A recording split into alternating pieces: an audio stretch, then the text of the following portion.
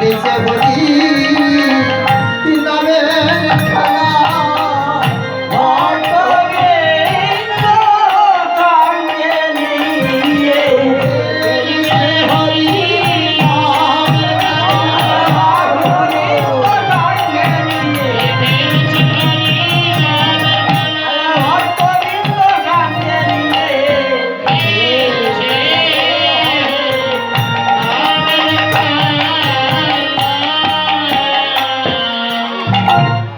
খেলা খেলছে হরিনাম।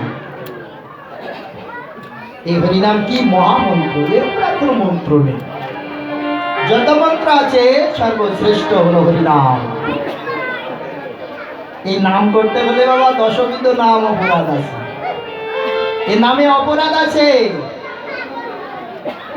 তাই আগে যদি নাম করে মুক্ত পেতে চাও তাহলে আমার প্রভুর চরণে শরণ নাও। সবাই বলবে ভজ শ্রীকৃষ্ণ চৈতন্য প্রভু নিত্যানন্দ, ভজ শ্রীকৃষ্ণ চৈতন্য প্রভু নিত্যানন্দ, প্রিয় চৈতন্য সাধি গৌর ভক্ত বৃন্দ, শ্রীকৃষ্ণ চৈতন্য প্রভু নিত্যানন্দ, শ্রীকৃষ্ণ চৈতন্য প্রভু নিত্যানন্দ, প্রিয় চৈতন্য সাধি গৌর ভক্ত বৃন্দ, কৃষ্ণ চৈতন্য প্রভু নিত্যানন্দ, শ্রীকৃষ্ণ চৈতন্য প্রভু নিত্যানন্দ, শ্রী অদ্বৈত গদাধর সাধি গৌর ভক্ত বৃন্দ, হরে কৃষ্ণ হরে কৃষ্ণ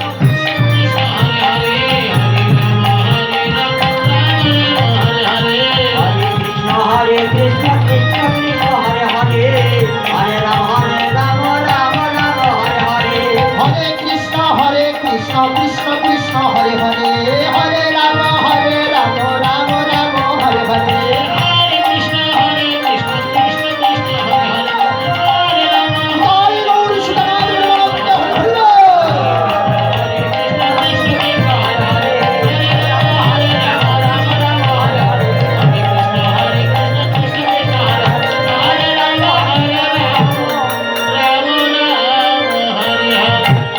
হরে, নাম করবার আগে কি করবেন? অর্থাৎ আমার প্রভুর চরণ স্মরণ করবেন। তাহলে নামে যদি দেখেন কয়ের প্রথম টানেতে ব্রহ্মা বিদ্যমান, দ্বিতীয় টানেতে বিষ্ণু করেন অবস্থান, তৃতীয় টানেতে আছে মহাদেবের বাখানি, কুণ্ডলী কারেতে আছে আমার রাধা বিনোদিনী, আত্মা শক্তি মহামায়া রিকার দুই টান, এই তো প্রথম অক্ষর হইল ব্যাখ্যান।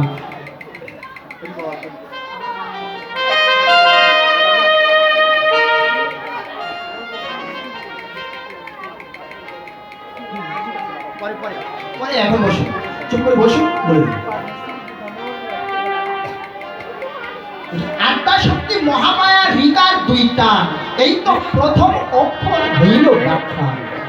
ইন্দ্র চন্দ্র অরুণ বরুণ পবন হুতাসন ঘুরিয়া ত্রিভুবন, এরই মধ্যে এক স্নেহ, এইসব যোগমার্গ জানিতে পারিয়া কৃষ্ণ নাম রাখিল গর্গমণি ধ্যানেতে জানিয়া।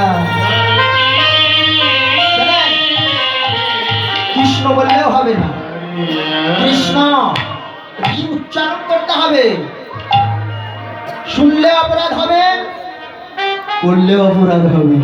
তাই অপরাধ যাতে না হয় তাই আমার প্রভুর নাম আমি স্মরণ করতে হবে।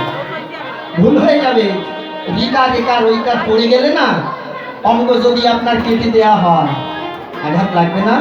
তদানুরূপ কৃষ্ণ নাম উচ্চারণ করতেই জিহ্বা যদি ভুল করে অপরাধ হবে। তাই যাতে অপরাধ না হয় আগে সেই সংকীর্তনের পিতাকে স্মরণ করুন, আমার প্রভুকে স্মরণ করুন, তাহলে ভুল হয়ে গেলেও তুমি ক্ষমা করে দিবে। বুঝতে পারলেন? আরো একটা কথা বলি মায়েরা, যারা আপনাদের তো শিখাতে হবে না, আমি জানি এই সিলেট ডিস্ট্রিক্টে এত ভালো মা আর কোথাও পাওয়া যায় না, এত ভালো মা। কারণ আমি দেখেছি, আমি বছরে প্রায় 2-1 বার 4-5 বার করে আসি, দেখা হয়। আমি দেখেছি ভোরবেলা উঠে মায়েরা স্নান করে ভগবানকে জাগায়, আবার সন্ধ্যায় শয়নে দেয়, মধ্যাহ্নে ভোগ লাগায়। খুব কম পাওয়া যায় ওয়ার্ল্ড বিশ্বে, মানে ওয়ার্ল্ড দেশে আমি ঘুরছি, ভারত আর বাংলাদেশের মধ্যে আমি অনেক ঘুরেছি, কিন্তু এই সিলেট ডিস্ট্রিক্টে মায়েরা বেশি করে দেখেছি। তারা ভজন ভোজনটা একটু বেশি করে। ভালো মা না হলে ভালো ছেলে হয় না, আর ভালো ছেলে না হলে হরিবাসর হয় না। সৎ সন্তান তৈরি করতে হবে। মানুষ জীবনে কর্তব্য কি জানেন বাবা? কর্তব্য কি? কয়টি? তিনটি হলো কর্তব্য। আমার ভালো করে শুনবেন, তিনখানা কর্তব্য। কি কি কর্তব্য? দেব ঋণ শোধ করা, ঋষি ঋণ শোধ করা, আর পিতৃ ঋণ শোধ করা। এই তিনখানা হলো কর্তব্য।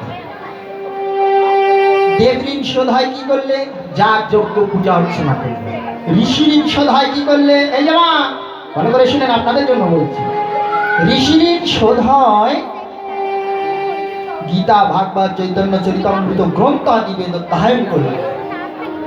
ঋষিরা যে নিজ সুখ বঞ্চিত করে এই জগতে আমাদের জন্য যে কথাগুলো রেখে গেছে সেগুলো অধ্যয়ন করতে হবে, তাহলে ঋষি ঋণ থেকে আপনি মুক্তি পাবেন। শুধু মা না, আপনার আর একটা কি? পিতৃঋণ। পিতৃঋণ থেকে মুক্তি পাবো কেমন করে? বাবা মারা যাওয়ার আগে হয়তো 2 লাখ 5 লাখ ঋণ করে গেছে, কিন্তু আমার জন্য যে কোটি কোটি টাকার সম্পদ রেখে গেছে সেটা কিছু নিয়ে যায়। তাহলে ওই 2-5 লাখ টাকা দিলে ঋণ শোধ হয় না। পিতৃঋণ শোধ হয় কি করলে? শুনে যান, ওটা তো দিবেন। আর সৎ পুত্র উৎপাদন করলে পিতৃ ঋণ শোধ হয়। সৎ পুত্র উৎপাদন করতে হবে মা, অর্থাৎ ভালো সন্তান পৃথিবীতে নিয়ে আসতে হবে। তার নিয়ম কানুন আছে, আমি বলবো, আস্বাদন করবে। আর দেখা হয় কিনা, বহুদিন আসতে পারিনি সিলেট ডিস্ট্রিক্টে, কারণ যে সময় এনারা আমাকে আহ্বান করে সেই সময় বুক হয়ে যায়, আসতে পারিনি। এসেছি, তবু শুনে যান। আপনারা শুনেছেন হয়তো, আবারও বলি শোনেন, বারবার শুনবেন, আর একটু কর্ম করবেন না। যারা পিতৃঋণ শোধ হয় কি করে? সৎ পুত্র উৎপাদন করতে হবে। কাম কামনার লাঠি খেয়ে যে সন্তান তৈরি হয়, ওটা মানুষ হয় কি অমানুষ হয় আমরা জানি? জানি। কোন সন্তান আছে বাবাকে মেরে মাথা ফাটিয়ে দিচ্ছে, এটা বাস্তব। ফরিদপুর ডিস্ট্রিক্টে কীর্তন করছি, ভোরবেলা রাসের আসর ছেড়ে দিয়ে লজিংয়ে যাচ্ছি, পথের মধ্যে সবাই চেঁচামেচি করছে, কি হয়েছে কি হয়েছে, সরো সরো। আমরা মনে ভাবলাম মনে হয় চোর ডাকাতের ফেরা ঘোরা। বলছে না, ছেলেতে বাবার মাথা ফাটিয়ে দিয়েছে। কেন, কি হয়েছে? বাইক কিনে দিতে পারছে না বাবাকে, ছেলেকে বাইক কিনে দিতে পারছে না, তাই বাবার মাথাটা ফাটিয়ে দিয়েছে। কার মাথা ফাটিয়েছে? কে কার মাথা ফাটিয়েছে? নিজের মাথা নিজে ফাটিয়েছে। আত্মজয় সন্তানকে, এই পুত্রকে আত্মজয়। ও সন্তান কেউ না, আমি আমার মাথায় বাড়ি মারছি। তাহলে সন্তান তৈরি করতে হবে জেনে বুঝে। দেখুন, প্রহ্লাদের কথা চিন্তা করুন। হিরণ্যকশিপু যার পিতা অসুর কুলে, তাই না? অসুরের ঘরে কিভাবে ভক্ত সন্তান আসলো জানেন তো? একটা আপনারা জানেন না, ভাগবত জানেন যখন, তো বলি শোনেন। অসুরের ঘরে কিভাবে ভালো সন্তান আসলো, আর সেই সন্তান এসেই তো ভগবান দিয়েই এই সংসার উদ্ধার করলো, তাই না? কে? শুনে যান, হিরণ্যকশিপু যখন হিরণ্যক্ষ বধ হয়ে গেছে, কৃষ্ণ বিরোধী হয়ে গেল, এইবার কি করলো? সাধনায় যাচ্ছে। উনি সাধনায় যে বসেছেন, হিরণ্যকশিপু একটা পাখি কানের কাছে এসেছিল, যে শত্রুর জন্য এসেছে সাধনা করতে তাকে বধ করবে বলে, সেই শত্রুর নাম বলছে কি নাম? কৃষ্ণ। কৃষ্ণ কৃষ্ণ উড়ে যাচ্ছে, আর শুধু কৃষ্ণ কৃষ্ণ করছে। উঠে উনি দাঁড়াচ্ছে, চলে যাচ্ছে, আবার বসছে ধ্যানে, আবার কৃষ্ণ কৃষ্ণ কৃষ্ণ শুনছে। পাখিটা বিরক্ত করে দিচ্ছে, আর বসতে পারলো না, বাবা উঠে গেছে। না, আমার দ্বারা হবে না। ফিরে এসেছে বাড়িতে, কয়াতে বলছে, স্বামী এই তো গেলে, কেন আবার ফিরে এলে? শত শত বৎসরের জন্য গেলে, ভগবান লাভ হয়ে গেছে। ও চাই বলো না তো, এক পাখিতে আমাকে ভজন করতে দিচ্ছে। কয়াদু কিন্তু কৃষ্ণ ভক্ত, মা ভক্ত না হলে বাবা হয় আসলে কিভাবে হচ্ছে সন্তানটা? ওই একটা পাখিতে আমাকে বিরক্ত করে। পাখি? কয়াদু বলছে পাখি? পাখিতে তোমাকে কি বিরক্ত করবে? একটা পাখি? ও তুমি শোনো না তো, আমি বলতে পারছি না। আমার ক্ষুধা হলে সেবা ব্যবস্থা, সেবা দিয়ে মামা পাশে বসে বসে কয়াদু বাতাস করছে আর বলছে, স্বামী ওই পাখিটা কি বলেছে দেখো। এখন খাওয়ার সময় বিরক্ত করো না, হ্যাঁ এখন আমাকে বিরক্ত করো না, আমি ওদিকে যাও, এখন আমাকে বাধা দিও। বলবে না তো, কৃষ্ণ নাম অসুখ কখনো উচ্চারণ করবে না। আর কয়াদু বারবার বলছে বলো। অন্দরমহলে যখন শয়নে গেছেন, কয়াদু চরণ সেবা করছে আর বলছে, স্বামী গো একটা পাখির জন্য ভজন ছেড়ে দিলে, পাখিটা কি বলেছিল একটু বলো। বারবার যখন বলছে, হিরণ্যকশিপু বলছে, তাহলে শোনো। আমি যখন ভজনে গেলাম, আমি যোগাসনে বসেছি, একটা পাখি আমার কানের কাছে এসে ওই কথাটা বলছে। কি কথা? কৃষ্ণ। কি কথা? কৃষ্ণ। কি কথা? কৃষ্ণ। কি কথা? কৃষ্ণ। সারা রাত দুইজনে ওই কৃষ্ণ কথা বলতে বলতে ভোরবেলা ব্রহ্ম মুহূর্ত, ওই সময় দুইজনের মিলন হয়ে গেল। এই সময়ের কিন্তু প্রয়োজন আছে। কখনো রাক্ষসের প্রবাহ চলে, সেই সময় যদি স্বামী স্ত্রী মিলন হয়ে যায় তাহলে রাক্ষস সন্তান হবে। হ্যাঁ, যে সময় মুনি ঋষি চলে সেই সময় যদি আপনি মিলন হন তাহলে শ্রেষ্ঠ জ্ঞানী ভক্ত সন্তান তৈরি হবে।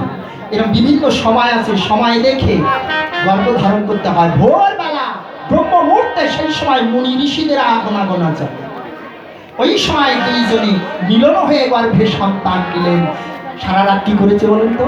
ওই কিন্তু কৃষ্ণের কথা বলেছে। কি বলেছে? আর উনি শুধু বলেছে কৃষ্ণ কৃষ্ণ। ভোরবেলা মিলন হয়েছে, গর্ভে সন্তান এসেছে। আবার যাত্রা করলেন। এবার পাখি এসে আর কিচ্ছু বলে না, কিন্তু স্বর্গের দেবতা ইন্দ্র জানতে পারলেন কয়াদুর গর্ভে সন্তান। এই সন্তান যদি ভূমিষ্ঠ হয় আমাদের সর্বনাশ করবে। একা ওই হিরণ্যকশিপুর জন্য আমরা স্বর্গরাজ্যে বাস করতে পারছি না, আর ওর সন্তান যদি হয় তাহলে আমরাও বিপদে পড়ে যাব। কি করলেন? মাকে হরণ করে নিয়ে, কয়াদুকে হরণ করে নিয়ে যাচ্ছে। পথের মধ্যে নারদ ঋষির সঙ্গে দেখা। মা নারদ এসেছে। নারদকে চেনেন তো? বিনা বাজাতে বাজাতে, কি ব্যাপার ইন্দ্র? সঙ্গে রমণী, এই মত্ত নিবাসিনী, কোথায় নিয়ে যাচ্ছ? বলছে নিয়ে যাচ্ছি, এ হলো হিরণ্যকশিপুর স্ত্রী কয়াদু। হ্যাঁ সে তো আমি জানি। নিয়ে যাচ্ছ কোথায়? স্বর্গে। কিসের জন্য? এর গর্ভে সন্তান আছে, একে নিয়ে মাতৃ আসনে বসিয়ে পূজা করো। গর্ভের সন্তান ভূমিষ্ঠ হলে তাকে হত্যা করে যতটুকু শত্রু বিনাশ করা যায়, এই জন্য নিয়ে যাচ্ছি। নারদ ঋষি বলছে, রাখে হরি তো মারে কে? আর মারে হরি তো রাখে কে? যদি পারো ওকে ছেড়ে দিয়ে যাও, ছেড়ে দাও। ঋষি বাক্য অমান্য করলেন না, মাকে সাতবার প্রদক্ষিণ করে ইন্দ্র চলে গেলেন। নারদ বলছে, মা কয়াদু, এই এক শত্রুর হাত থেকে তোকে রক্ষা করবে। এখন যদি তুই ঘরে ফিরে যাস, তোর আবার কোনো শত্রু আক্রমণ করতে পারে। এখন তুই চল আমার আশ্রমে থাক। আশ্রমে এসেছেন। আশ্রমে কি হয় বলুন তো বাবা? বাবা আশ্রমে কি হয়? সিরিয়াল চলে? টিভি সিডি চলে না। সকাল সন্ধ্যা হরিনাম সংকীর্তন হয়, ভাগবত পাঠ হয়, হরি কথা আলোচনা হয়। কয়াদু বসে বসে শোনে। যারা হে গর্ভের সন্তান, কিন্তু এই সন্তান ভূমিষ্ঠ হওয়ার সময় হলে 10 মাস পার হয়ে গেলে ও কারোর ক্ষমা করবে না, আসবেই, তাই না? মা জানতে পেরে বসে বসে কাঁদছে, কয়াদু কাঁদছে। হায় হায়, না জানি এই সদৃশীর আশ্রমে কখন না জানি এই দুর্ঘটনা ঘটে যায়। ওরা তো বসে বসে কাঁদছে। হে ভগবান, এই সদৃশীর নামে যে কলঙ্ক হবে। নারদ ঋষি এসে বলছে, মা আয় দাদু, কাঁদছিস কেন? আমি কাঁদছি কেন বলে বোঝাতে পারবো না।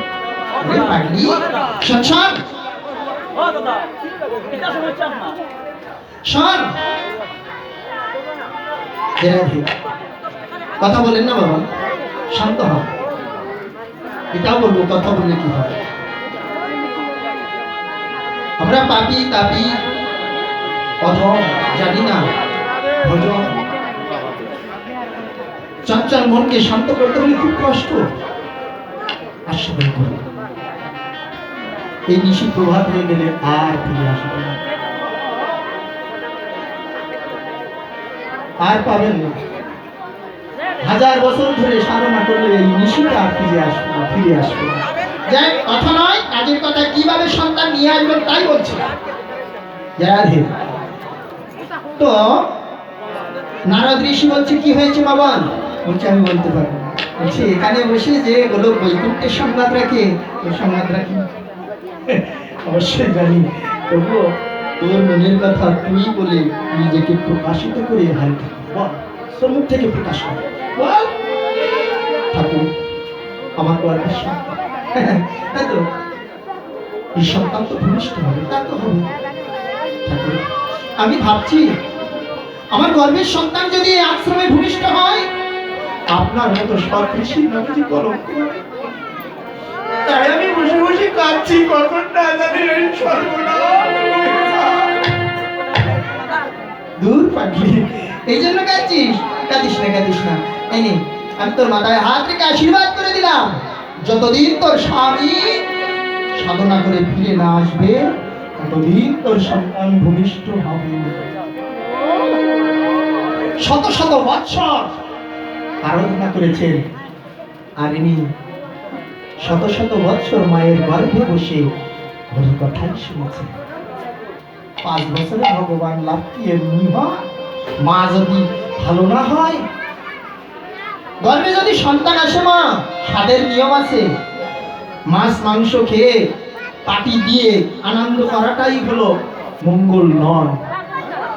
সাধুগুরু বৈষ্ণবের আয়োজন করতে হবে, আগমন ঘটাতে হবে।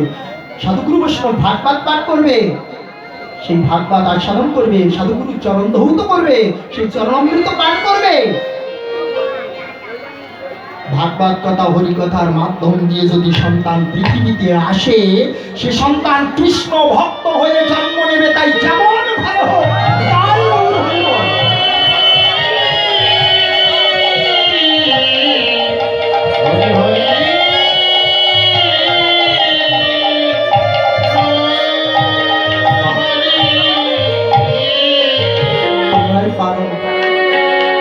এদেরকে পিতৃঋণ থেকে মুক্ত করতে, এদেরকে পিতৃঋণ থেকে তোমরাই পারো মুক্ত করতে। সৎ সন্তানকে পৃথিবীতে নিয়ে এসো, আস্তে আস্তে লুপ্ত হয়ে যাচ্ছে, থাকবে না। আমার প্রভুর যে কথা, সেই কথা থাকবে না। আমি দেখতে পাচ্ছি কোটিতে কোটি দুই একটা, কোটিতে কোটি দুই একজন হচ্ছে কি না হচ্ছে ঠিক বলতে পারি না। মায়েরাই পারে। তাহলে পিতৃঋণ শোধ হলো, সৎপুত্র উৎপাদন করলেন, কন্যা হোক বা ছেলে হোক, যদি কৃষ্ণ ভক্ত হয়। আর একটা বিশেষ কর্তব্য কি জানেন? সকাল সকাল গৌর গোবিন্দের চরণটা ভজন করা। মানুষ জীবন আমরা কেন নিয়েছি? ভগবান এত সুন্দর করে আমাকে কেন তৈরি করলেন? কি জন্য আমি মানুষ হয়েছি বলতে পারো?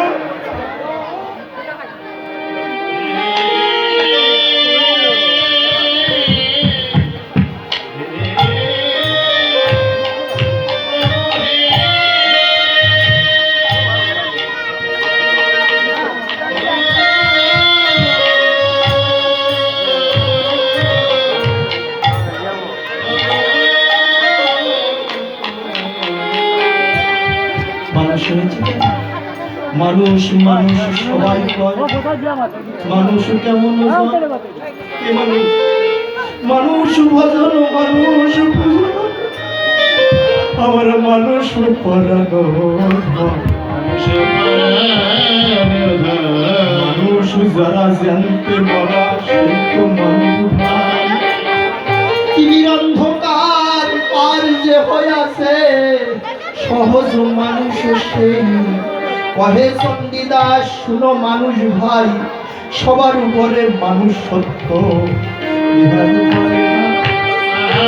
মানুষ শ্রেষ্ঠ। মানুষ যদি গুরুর ভজ না করি,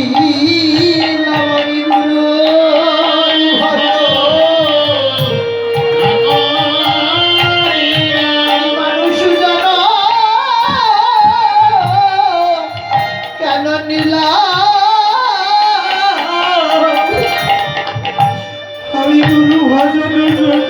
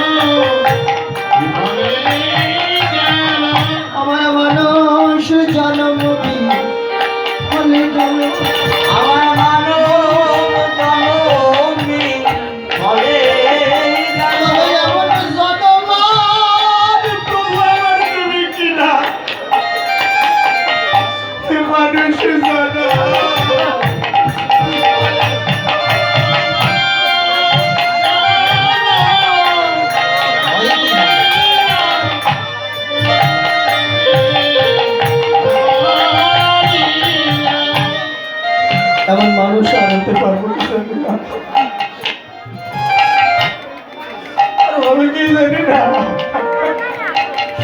যতটুকু সময় আছে যা গেছে গেছে, যা গেছে তা গেছে ভাই, যা আছে এবার সামলাও তাই, যা পিছনে গেছে হাজার কাটলেও আর ফিরে যেতে পারবে।